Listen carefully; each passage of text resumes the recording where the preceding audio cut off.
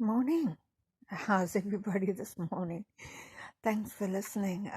It's yet again about 2 o'clock in the morning in South Africa. There were some peaceful marches yesterday, 1 million marches, and a whole lot of hashtag groups basically for farm murders, for against rape and murder of kids and women, which has been escalating in this country, and against corruption in the government, which has been escalating in this country. With this whole COVID thing that's been happening, everything is so unsure, up in the air, uncertain. Everybody is scared of losing their jobs, or they have lost their jobs. There's lots of people who were middle class and who now are not, people who had booming businesses in the restaurant industry and have, after 4 months or so, had to close them down because how do you pay the bills? How do you pay the wages, the rent? And then the alcohol industry and the cigarette industry, they banned um, alcohol and cigarettes, which is never a good thing in this country, for, yeah, on and off for a good 4 months. And there were people who were paying 50 Rand, or I don't know, I don't smoke anymore, but a lot of money for one packet of cheap, nasty cigarettes. And a bottle of cheap, say, vodka that's normally $100, they were paying like $400-500. So a lot of people wasted a lot of money on unnecessary things. And, these people were just out to get what they could get by, basically the government was selling stolen product or stuff that they were getting from overseas cheaply. And yeah, they were the only ones benefiting. Anyway, so that's my rant about politics for today. I never speak about politics, but yeah, you can't ignore it. You can't sweep it totally under the carpet. As we all know, I completely believe that our God is going to come and save us. We are going to have Jesus come down. He's going to take us away from all of this. Obviously, believers only. It's very sad for non-believers, and I'm trying that as my goal in life, is to get as many people, especially my family, saved. If they could just see the miracles that have happened in my life.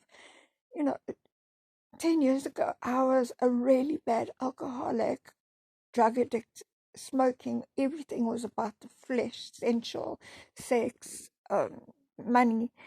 And now, I haven't had any of that. I've had a drink or two here or there when I was in a really hurtful situation, but nothing serious. And I haven't had, say, any drugs. I haven't had any sex, except for one situation with a guy I thought I was going to marry, but he used me.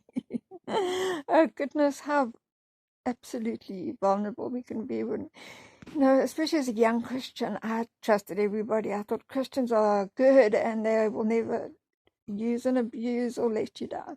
And then I realized I was wrong, and I went through a bad church experience of false prophets and false teachers.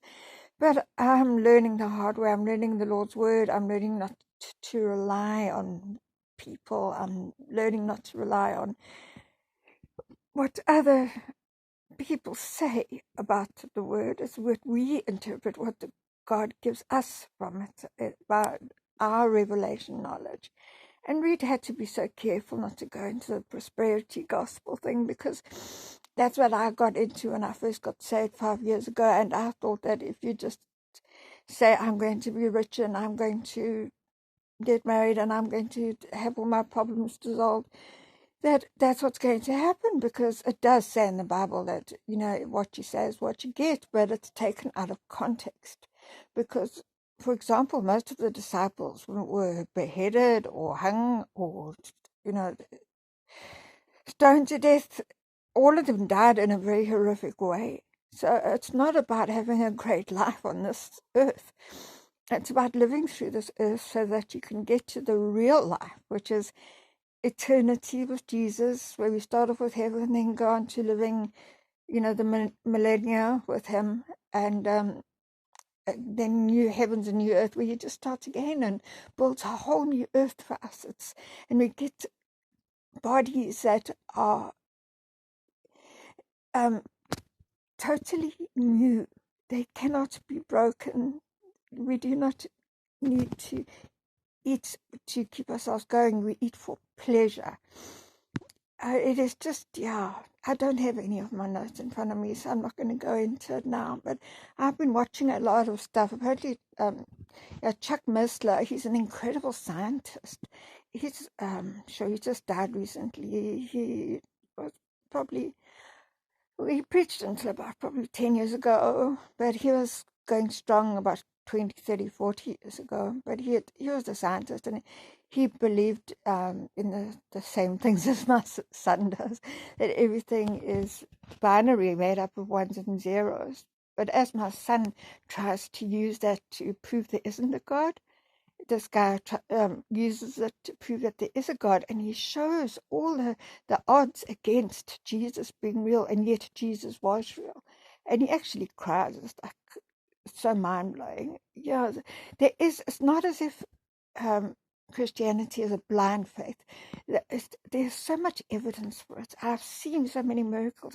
So the more I learn the Bible, the more I realize this is so true and interesting.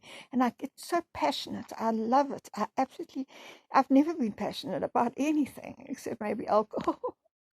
But yeah, anyway, so getting ahead of myself, I just wanted to say hi. I've got a short voice note, which I didn't know how to get up onto YouTube. So I'm going to put it in the comment section of this video. I'm not showing my face right now because I'm having problems with my laptop. Apparently, there's some issues up in the air above the earth. I'm just hoping that it's Jesus coming. And yeah, so being in the middle of the night, I can't talk too loudly either. So I just am hoping that everyone stays strong. Remember, it's not about us. It's about how we get through it. We're getting taught. We're getting, lessons about life, about patience, about persistence. Because this whole life really is about learning about ourselves, about others. We have to learn to love other people and help them through too, because Jesus' main thing is love God and then love other people like you love yourself, which is really hard. People are normally very hard to love, but that is what he tells us to do. So that's what we have to learn, and we have to learn to love them enough to try to get them to heaven, not to be nice to them here, to show them the scary videos about hell and stuff like that. That's how deeply we need to love them, even if they might not speak to us again, because it's for eternity, people. It really is.